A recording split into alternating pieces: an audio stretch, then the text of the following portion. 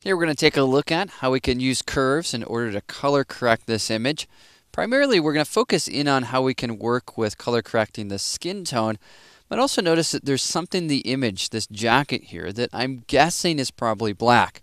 So I want to color correct this nice portrait of these two skiers up in Washington. They're both really good friends, and so I want to create a nice looking photo for them. In order to do that, I'll press the I key to select my eyedropper tool. Next, I'm going to shift click here on the cheek. Now, typically the cheek isn't a great idea, but this side's a little bit too dark, so I'm just going to go right off of that highlight there. And then I'm also going to shift click on the jacket here to set a point here somewhere on the jacket and just somewhere where I have nice even tone.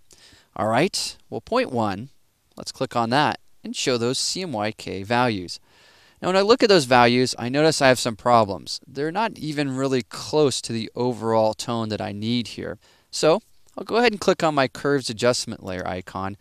And before I go into the immediate channels, I'm simply going to click in this middle channel here, or the composite channel, and I want to brighten up the image a bit. So I'm just going to brighten up my shadows and also brighten up the midtones there. And I want to do that before I make my color corrections. I want to get the brightness value in a good spot and then work on color.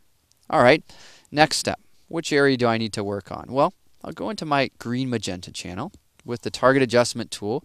In this area, I'm going to go ahead and click and drag in order to lower that value so that it's less than the yellow amount. That looks pretty good. Now that cyan amount is way too high. You can jump to your channels by using shortcuts. That's what I want to do here. I'll press Option 3 on Mac, Alt 3 on Windows. You can see those shortcuts listed next to the channel names, or you can always just click on it from the pull down menu. And then here I'll go ahead and click and drag in order to decrease this amount. And again, I'm thinking of multiplying this number by 3 or by 5. And so I want to bring that down so that it fits right inside of the range that we have here. That's looking pretty good. Go back to our yellow. Option or Alt 5 will take us there. And then we'll go ahead and click and drag in order to add a little bit more yellow. And this image is now looking a ton better. Yet, we have a little bit of a problem. One of the problems I'm noticing is that this black is not neutral. You can see the blue value is lower than our red and our green. No big deal.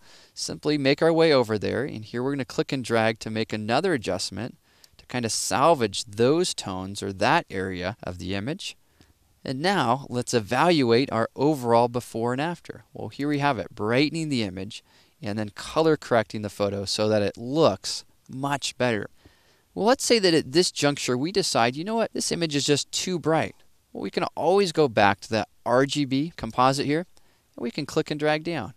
When I click and drag down, I just want to watch my numbers and make sure they're still falling inside of the range. And you'll notice that yes, indeed, we still have good values here. We just have a little bit less brightness. We can also do the same with our blacks.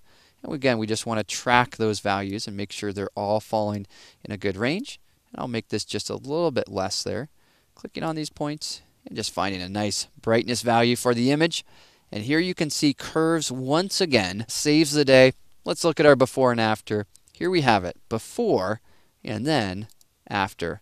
A much more compelling and interesting portrait by simply digging into those different channels in our curves and spending just a couple of minutes fine-tuning those CMYK and RGB values in order to get a nice color correct and good-looking photograph.